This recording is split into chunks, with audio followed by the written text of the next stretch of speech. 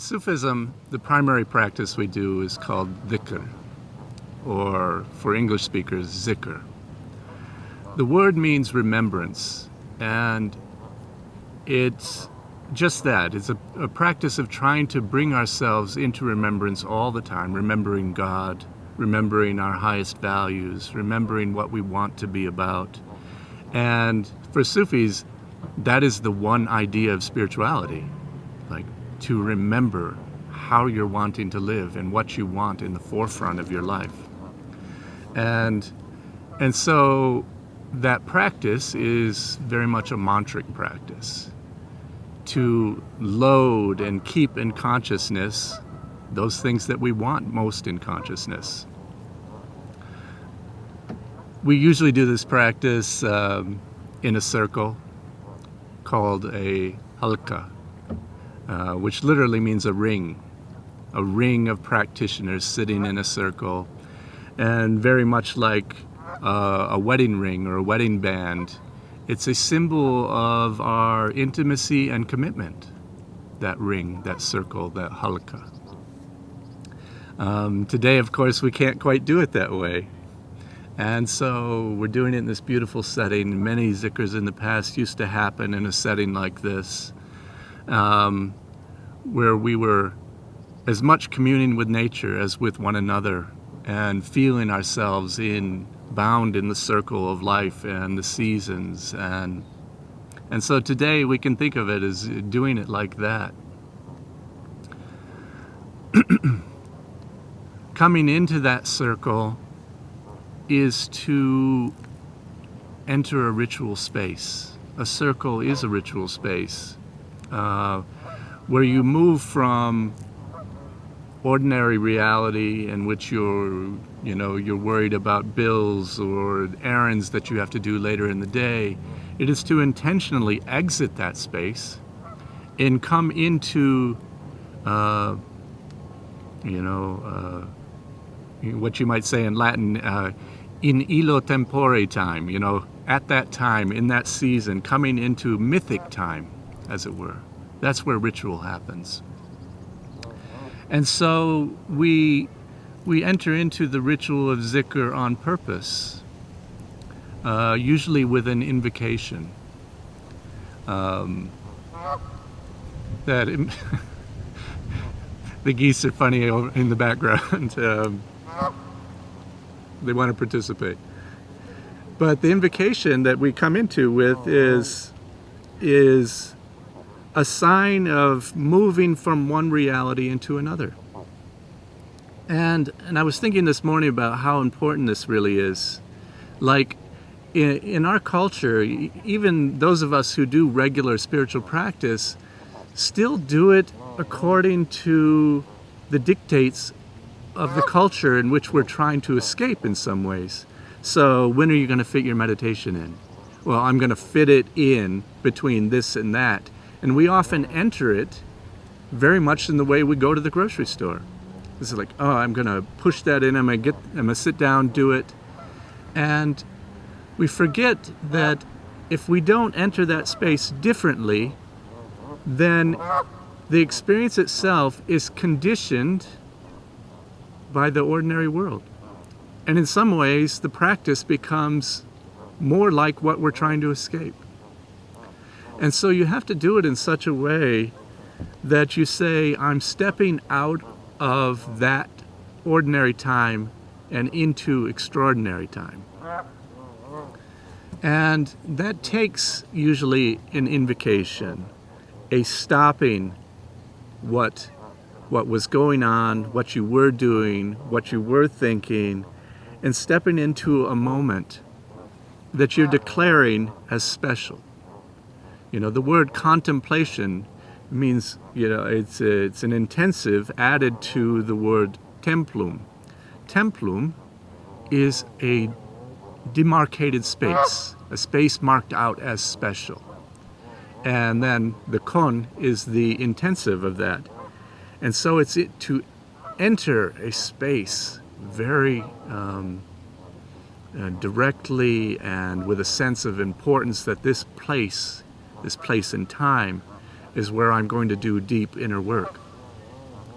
And so we mark that with this invocation.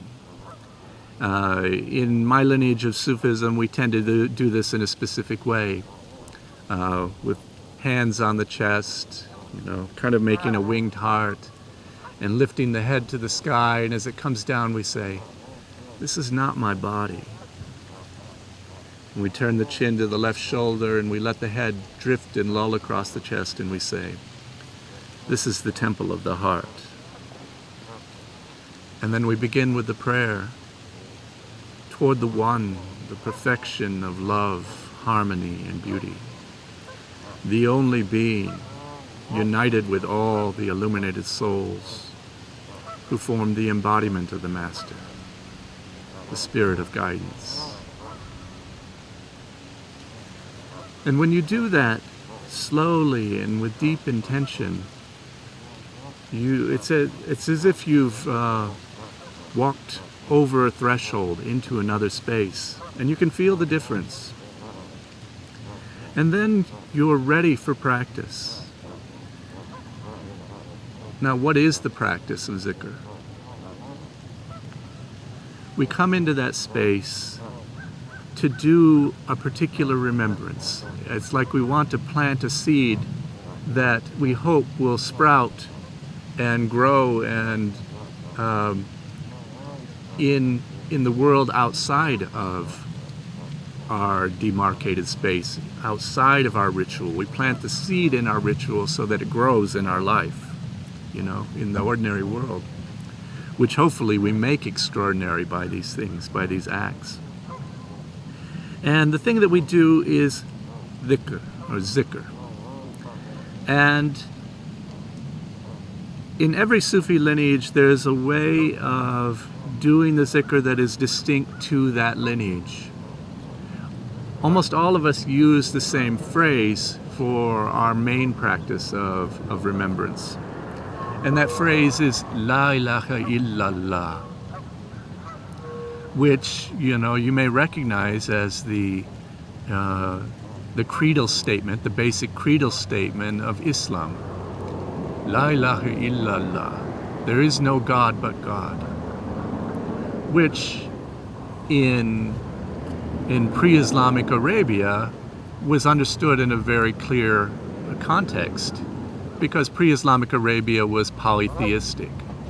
And so to say there is no God but God was a kind of a revolution within the culture to say, oh, it's not all these many competing gods related to this rock outcropping or that river over which we fight, but there's just one God,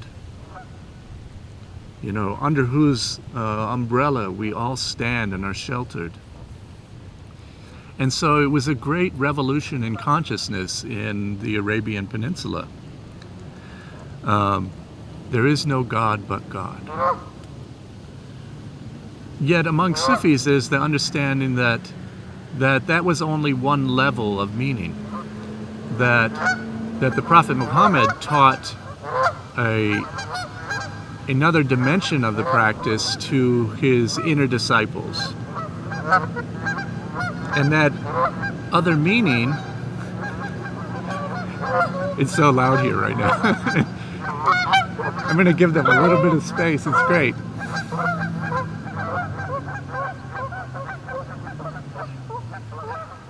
What is the mantra that the geese are calling out? What is their primary remembrance? It's probably really mundane.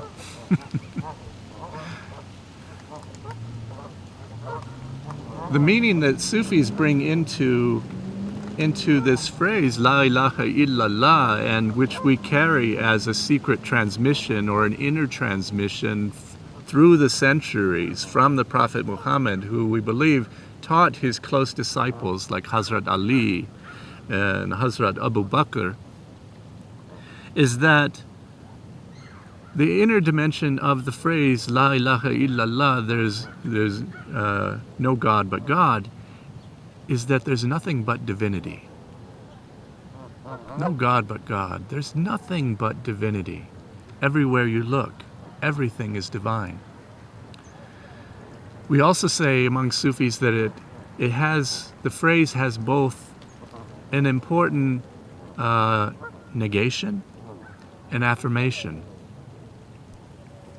That for us, the phrase La ilaha, the first words of the phrase La ilaha mean there's no God or no God. And then it's followed by illallah, nevertheless God. There is no God, nevertheless God. And this is a kind of realistic assessment of the reality in which we live and factoring the totality of our experience. And one part of that experience for us, and for most of us, most of the time, is this La ilaha. There's no God. And we try to be honest about that.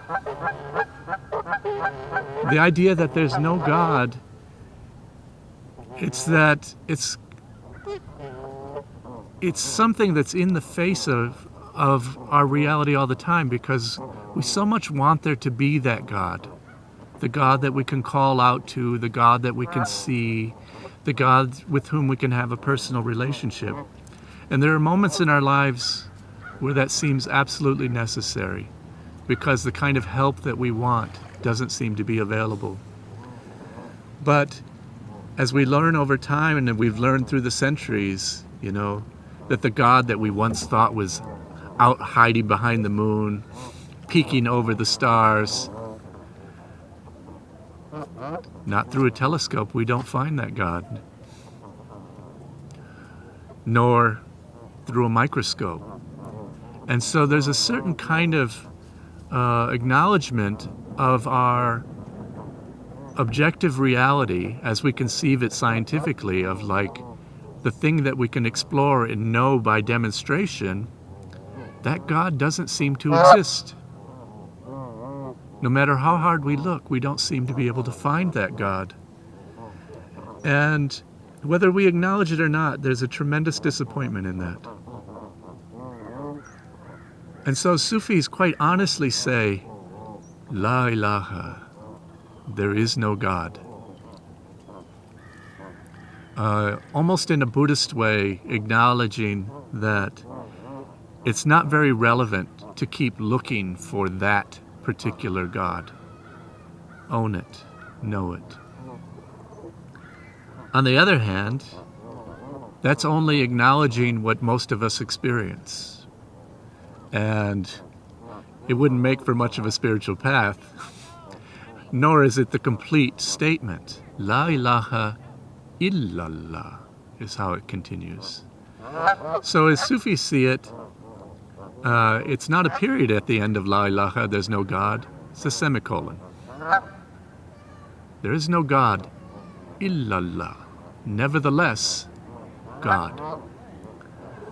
So having acknowledged the lack of a God in our objective reality, we cannot deny that for so many of us, there is a God in our subjective reality. Nevertheless, God. And that's a God that can't be taken from you, that can't be denied, or at least not without denying something very, very important within. So, where is this subjective God? The subjective God is in our internal experience. This is the God of those. This is the God of Thoreau, who experiences God in nature. This is the God of those who have had the holy catastrophe of a mystical experience in the middle of their ordinary life, which then ruined their ordinary life and led them on a rather extraordinary path. These are moments of encountering the sacred which do not factor in our ordinary experience in any way that seems reasonable and well-adjusted, they break that reality. And a lot of people think that, that they don't know sacred. What's that? I don't even know what you mean when you say the word sacred. And I think that's not true. And I think mystics are not that rare. I think human beings have a capacity for a level of experience that they don't know how to deal with, but which happens in a fairly ordinary way all the time. Little breakthroughs in consciousness that they don't have a place for and tend to dismiss. But sometimes they come through in ways that we can't dismiss. And so, for those things, we tend to label them sacred. But even more so, there are things that we all know that are sacred, and they are values, which to break with them or to break one's word in a given situation feel as if they will diminish one's soul. Those things are held sacred. Or anything that we consider precious. I always like to use the example of, you walk into a party and someone hands you a newborn child and you almost tremble with the responsibility of holding this thing which is too precious to drop or even to hold without care. Those things that are that precious are sacred. They include the kind of intimacy that belongs to our love relationships. When you're aware of the moment in which a person is revealing something terribly vulnerable to you, and you tremble with the responsibility of it. And often we fail in that, but we know how sacred the moment is. So I think we do know sacred.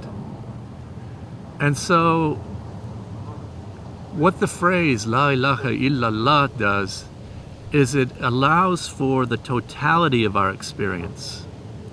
And what we so often encounter in talk of religion and secularity is that secularity will only seem to acknowledge, a scientific materialism, which is often very reductive, which I would say is bad science. If it gets reductive and reduces the possibilities, not acknowledging that there are possibilities which we haven't witnessed or don't understand, then that would be a kind of reductive scientism rather than science.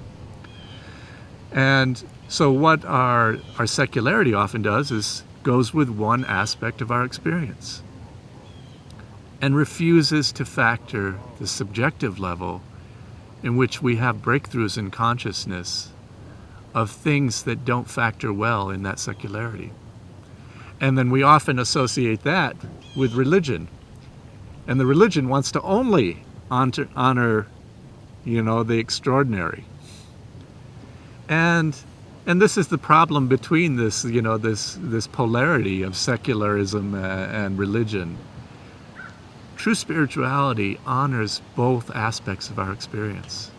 That we have the pain of reaching out to a God that we can't touch and who sometimes doesn't seem to answer. And that's a very real part of our experience. And it is to be honored. And sometimes religion doesn't seem to honor it. Oh, just have faith. Yeah, but I got pain. And I've got real problems and God doesn't seem to be helping with them. That's valid to say. And so the deeper levels of spiritual practice, in our more esoteric traditions, want to honor both of these things.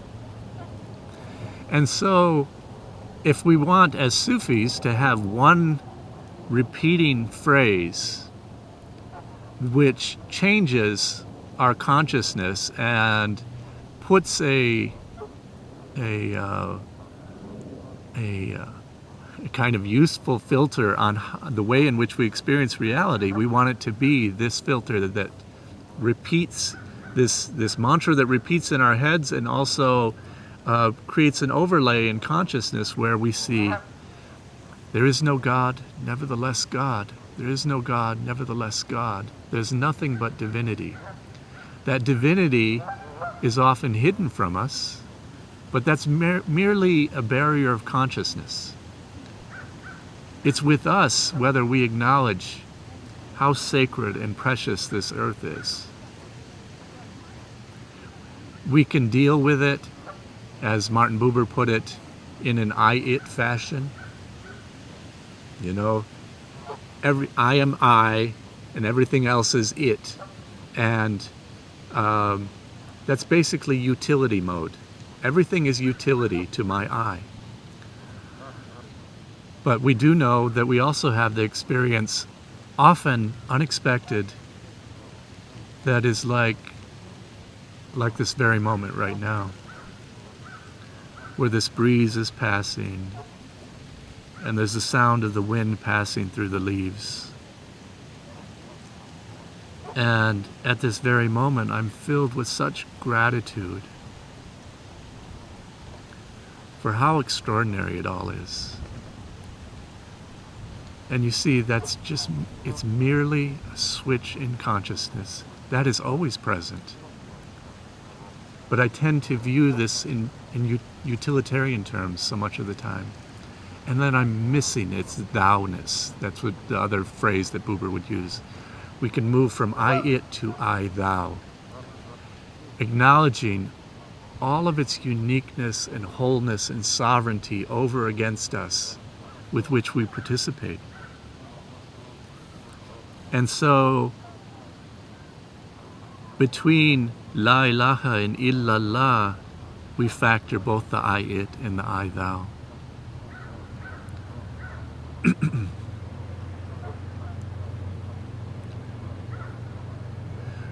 Buber had this expression for faith. He didn't like to use the word faith because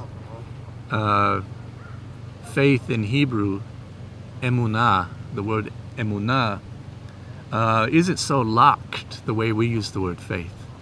We use the word faith and it sounds like a noun, like a thing. Faith is a thing, like I've got faith, I keep it in a box and I get it out every once in a while. But emunah in Hebrew, that word faith, actually means something more like faithing. It's a verb.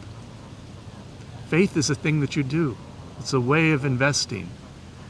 And so he tended to use the expression for faith, instead of saying faith, he used the expression holy insecurity. Holy insecurity. That, and this is for that other side of the phrase, illallah, nevertheless God. We have an experience which is personal to us, which is holy and sacred, but it's not something I can demonstrate to you, no more than I can demonstrate that I'm in love. I feel it, I can't deny it to myself, but I can't prove it to you. Therefore, it's holy and insecure. It's an insecure knowledge. It's insecure because I can't demonstrate it.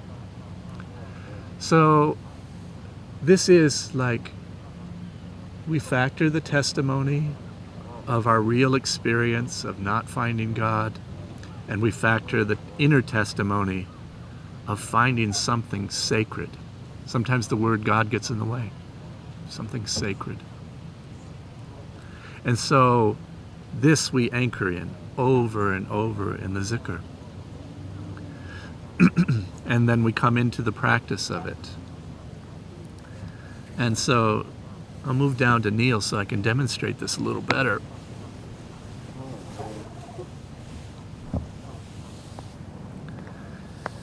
The preamble is kind of important because, I mean, you can take different attitudes to practice. You can just trust that if I say the words, the words will have an impact on me. And if I say them in a language and I trust that that's sacred, it's going to have its sacred impact. And I believe that that's true in many ways. But that requires you to have already an understanding that the practice that people have done through 1400 years of the Sufi tradition of zikr and saying those words over and over has created an echo through time and an energetic magnetism that is attracted to and held by those words. But I don't think anybody needs to come with such ideas. In fact, that's not often where we start. We're starting from our place of doubt. And so it's also important to have an understanding of the conscious content of the words you're going to be saying. And so we start with this kind of understanding. What is this phrase? This phrase, La ilaha illallah, there's nothing but divinity. There is no God, nevertheless God. And we marry that meaning to the words, and then we express it in the way this tradition has expressed it through the centuries, in the hopes that there is a kind of magnetism, there is a kind of accumulation of energy, knowing that we're participating in a pattern that thousands upon thousands upon thousands of individuals have participated in for 1,000 years. And trust that there's that body of support for doing this in this way. So getting into that understanding is important, and then holding it in some sense while you're doing the practice. The geese are unruly. Need to get them into the circle. In each Sufi lineage, now, I'll talk about this as Sufi Zikr, but in every Sufi lineage, we do it a little bit differently. In this lineage, we break La ilaha illallah into 4 parts. And we do those parts in accord with 4 different movements. The first movement, starting with the chin pointed to the left shoulder, and then dropping down, almost as if you're allowing the weight of your torso to take you down, drifting over and up over the right shoulder and to the sky is the first movement. And that's La ilaha. La ilaha, there is no God. And symbolically in my lineage, the Chishti lineage, we see that as the external search for God. La ilaha, there is no God. So this movement out and down and up is the looking for God. And there's a certain poignance to the way that it's said.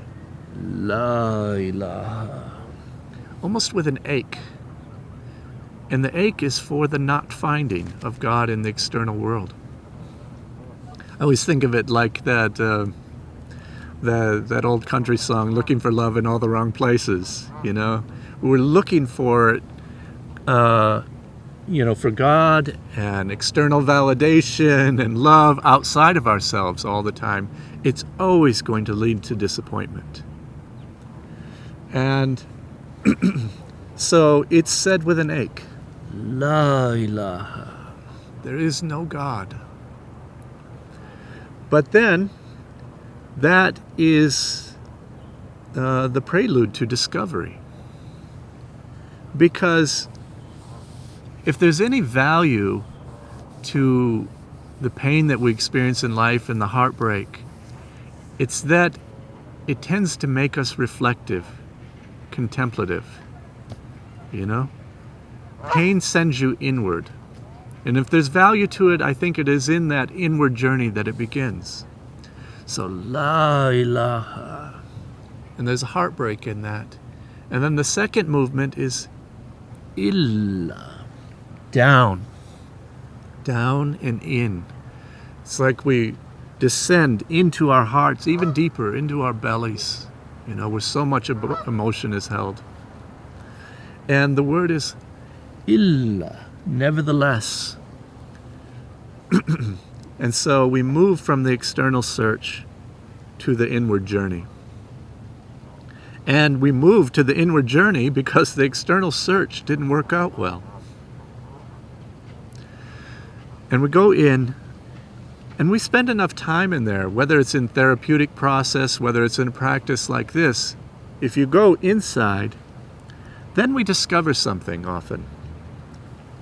And that leads to the third movement of the zikr. So we have the first, La ilaha, there is no God, driving us inward, the pain driving us inward, illa.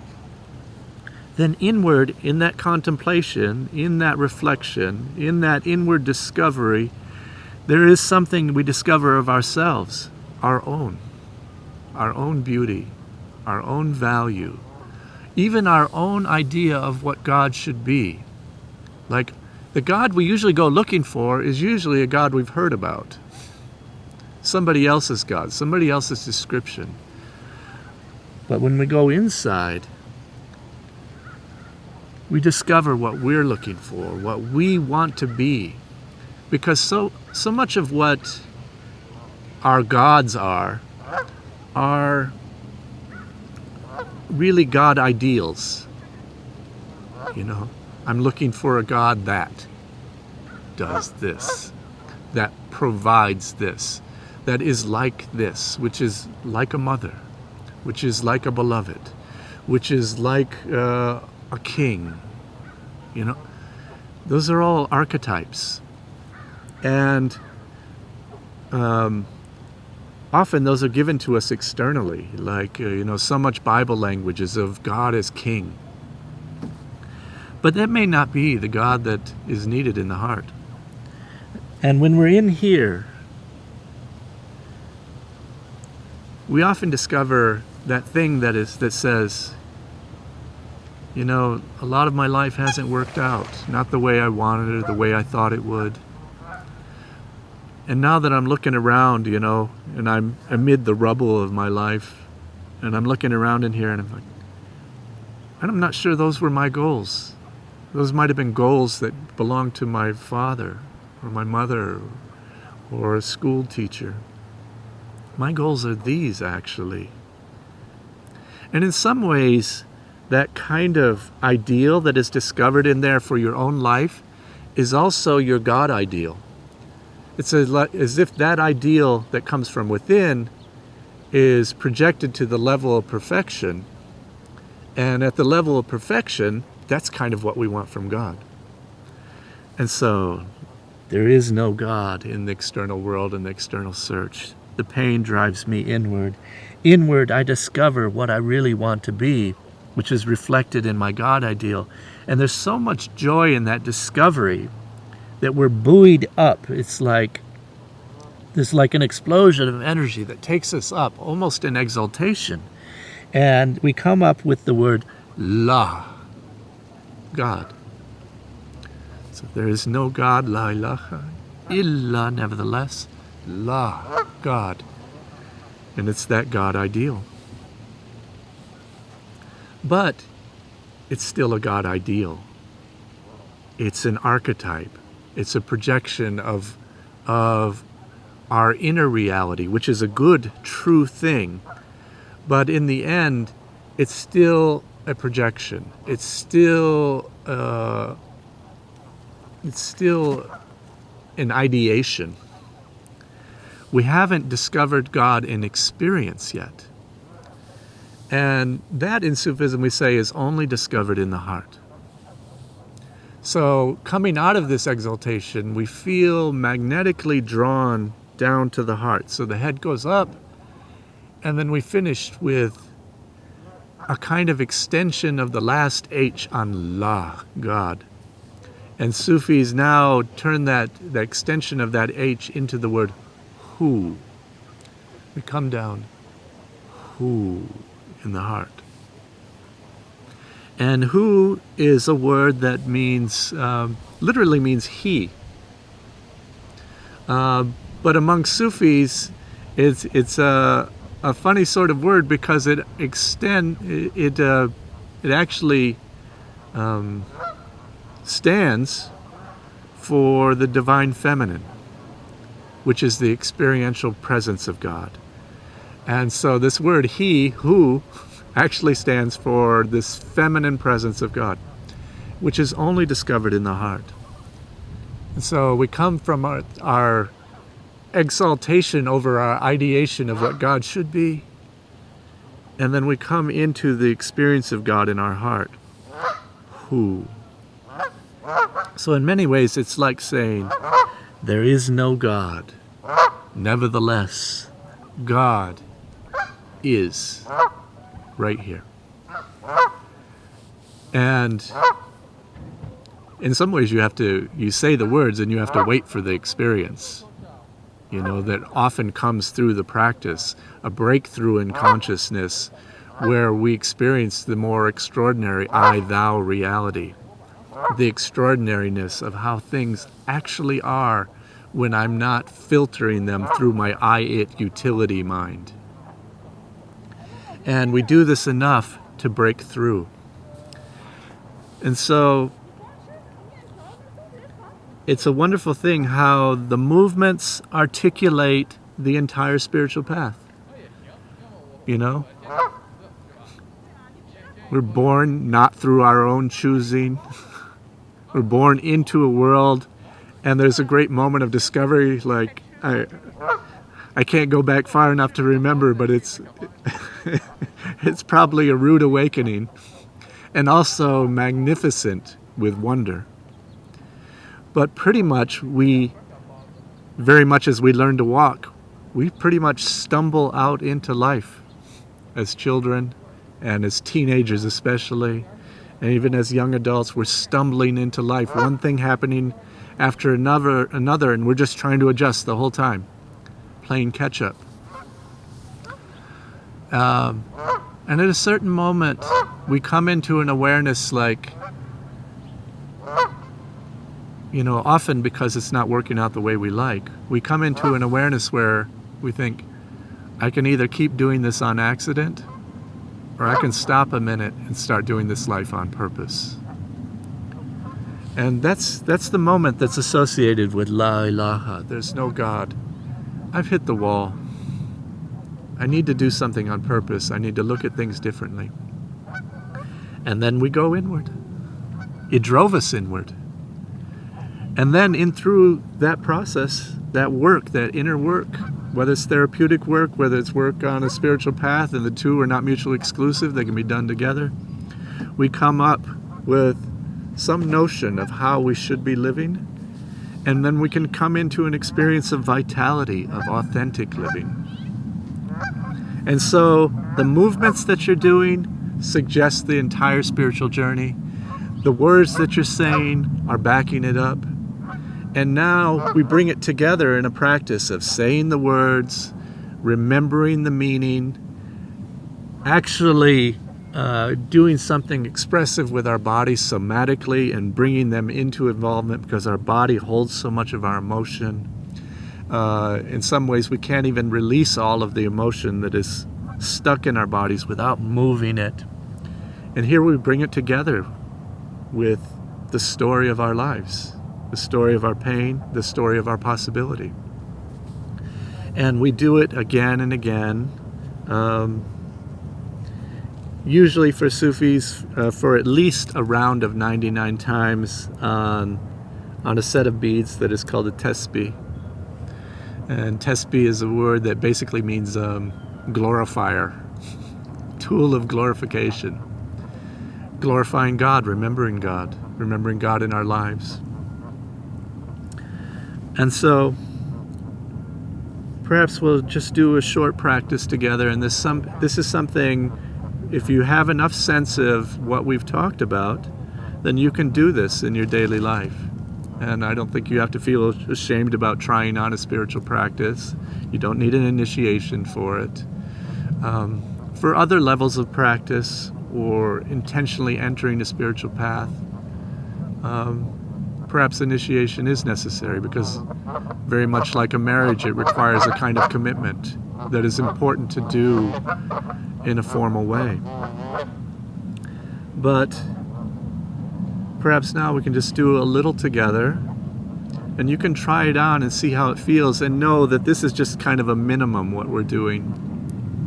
And you can do it longer, again, usually 99 times, and there are 99 beads on this tesbih representing the Asma al-Husna, the 99 beautiful names of God of the Sufi tradition, of the Islamic tradition also. And so let's just do these together, and trying to remember, though not absolutely necessary, the meaning associated with the movements, the words, and saying them well, and saying them connected to that meaning, meaning the first part, La ilaha, with a slight investment of the ache that you know that you feel over many things. Then illa, the almost tired drop into reflection. There's a weariness in it. And then La, God, with the exaltation that you feel in discovery. La. And then the deeper resonant Hu, coming into the heart, that is. And so let's do 33 together.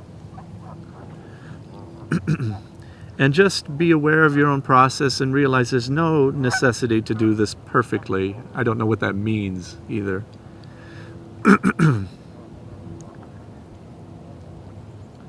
But starting at the left shoulder. And it's important to hinge at the waist and not do it with your neck, because it can be hard on your neck. So allow yourself to hinge at the waist and drop bodily down. So starting at the left shoulder, we start with La ilaha illa, dropping down. La, coming up in exaltation. Then dipping to the heart. Hu. Then arcing back up to the left shoulder again. La ilaha illa La Hu. La ilaha illa La Hu. La ilaha illa La Hu. La ilaha illa La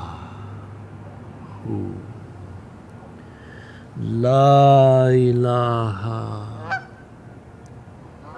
La ilaha illa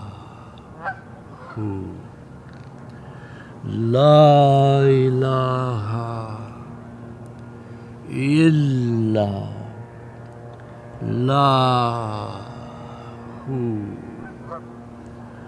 La ilaha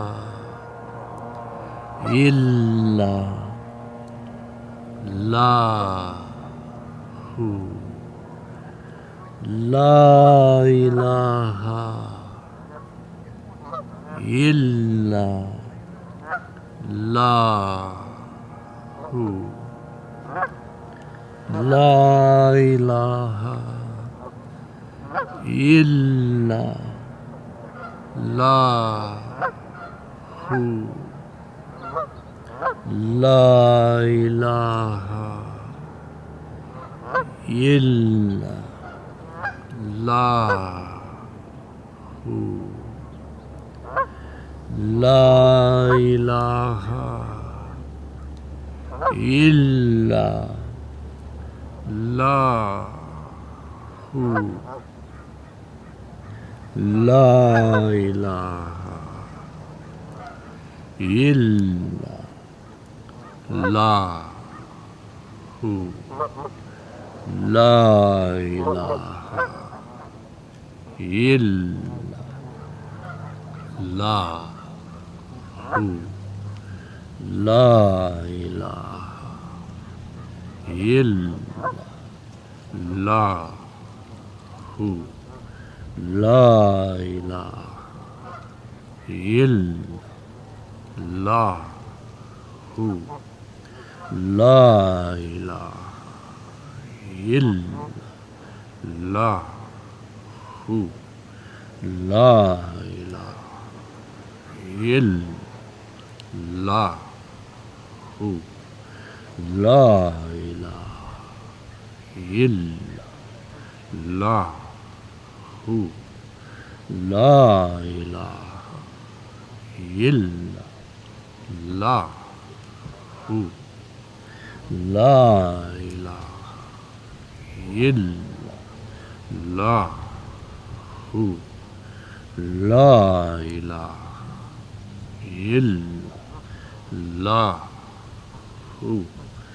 La ilaha illallahu, La ilaha illallahu, La ilaha illallahu, La ilaha illallahu, La ilaha illallahu, La ilaha illallahu, La ilaha illallahu, La ilaha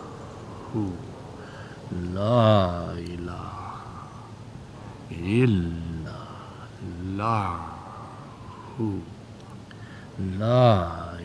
illallahu, La ilaha illallahu, La ilaha illallahu.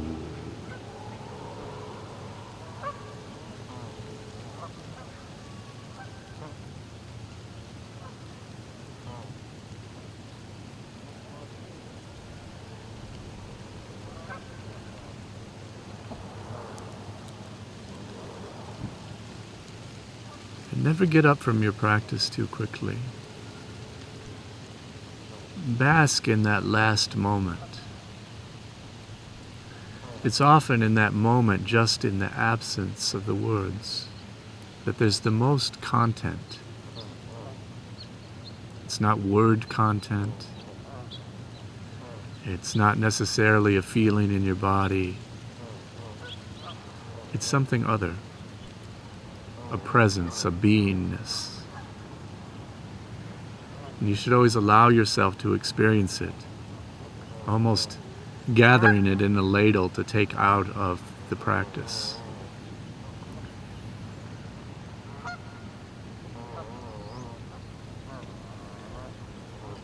And if you experience that in any degree, you should realize that we did the shortest amount of zikr that any Sufi would do, just 33. We would usually do 99. And in most Sufi contexts, often practicing into the hundreds, if not the thousands of repetitions. And you can get a sense of how that would magnify the effect over time. And you would discover that there are different thresholds of practice, barriers to get through, indeed, some boredom to get through, and falling away into distraction and then coming back in. That's all part of the greater practice and process. Ultimately, what's desired in doing a little longer practice than what we did is to create a kind of flywheel in consciousness, because a spiritual practice is a spiritual technology. It's something we do intending it to work to a certain end. And In spiritual practice, nobody's asking you to do something that isn't going to work, or just to act as if it did work. These are technologies that through the centuries we find do work. And the spiritual technology of a mantric practice is to create that flywheel in consciousness. So that if you've done this 99 times with clear and deep intention and presence and awareness, on the end of it, or perhaps at some point in the practice, you might find that even the words fall away. Maybe you even stop moving. But something is repeating in consciousness. La ilaha illallah, la ilaha illallah is still repeating even though your lips have stopped moving. And that's the desired effect in many ways. It's not the only desired effect. I mean, there is a beingness that we want to build relationship to. But think about the practical value of building into awareness the repetition of the words, "There's nothing but divinity." Especially as we end our practice, when we step up out of it and we re-enter the world of relationship with our partners or going to work, entering into any social situation where we meet that reality and are often annoyed by it, frankly. But now, running in your head, wherever you're looking, and whoever you're looking at, is there's nothing but divinity. There's nothing but divinity. There's nothing but divinity. Now, there are implications for behavior. One thing, if you're very unconscious and you think so-and-so is just a separate being, and is being a jerk. But now if the jerk has the label of God on them, or the person who cut you off in traffic is now labeled there's nothing but divinity, now there's an interpretive awareness that's at work that says, well, what are the implications for my behavior if everything is God? If that person is God, showing me an ugly face, a persona, a mask, then maybe I should look through the mask to the divinity. And so a good practice does have implications for behavior after the practice. In fact, we train for the race, A runner gets up every morning and runs their miles, not to run the miles, but so that on the day of the race, they have the capacity to make it to the finish line. We do our practice now, in these cultivated environments, so that they build something that we can take into the world. The point is not to sit down in your private space and have your great moment, but that your great moment feeds your life and makes it a life, makes it an authentic life, a valuable life. And so there's a lot built into a spiritual practice. It is a time that needs to be entered with invocation, as we said, with a sense of specialness, with a sense in which I'm going to step outside of time to accumulate something that I can take with me of this timelessness, this eternity, to take back into the moments of my so-called ordinary reality, to better make them extraordinary. And so we close our practice just as we entered it. Perhaps not with an invocation, but now a dedication. And, it's an appropriate moment to even pray about those things that are of most concern, those things that you most want to see, especially in your own behavior. I know what my issues are. I'd like to see myself do a little better in this situation. You're again planting seeds.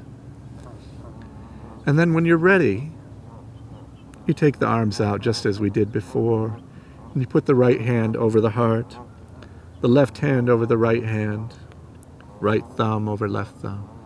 spread the fingers, making a kind of winged heart. We lift our head to the sky, and as it comes down now we say, "This is not my body." And we take our chin to the left shoulder. And then as we allow the head to lull and drift across the chest, we say, "This is the temple of God. This is the temple of God." We enter with the invocation trying to go inside, so we say, "This is the temple of the heart." We go into the Holy of Holies where the heart is, and we do our practice. But then, as we need to emerge and go back out into the world, we need to remember another thing, that this is the temple of God. This is the only temple of God, really. This is where it's going to happen. This is where the work is. And this vessel is sacred. And where are we going to take it? How are we going to treat it? How are we going to allow others to treat it? Perhaps more importantly. If we know it's a temple, how do we allow others to treat it?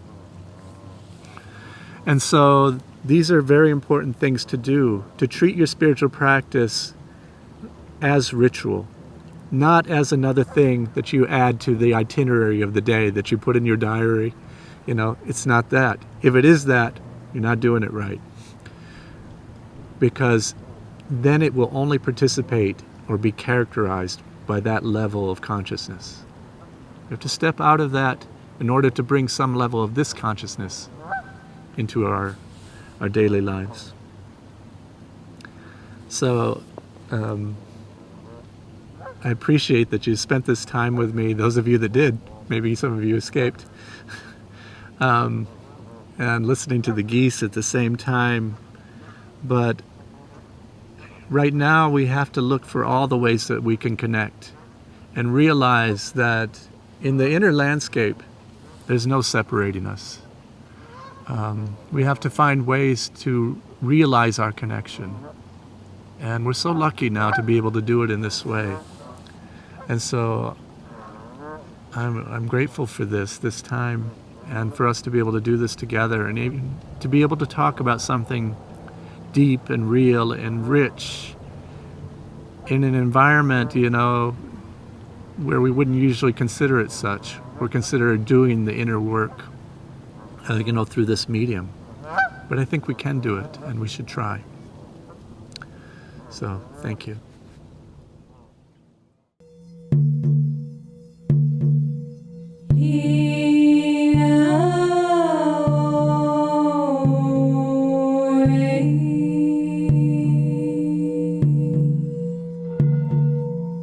Our mission is peace.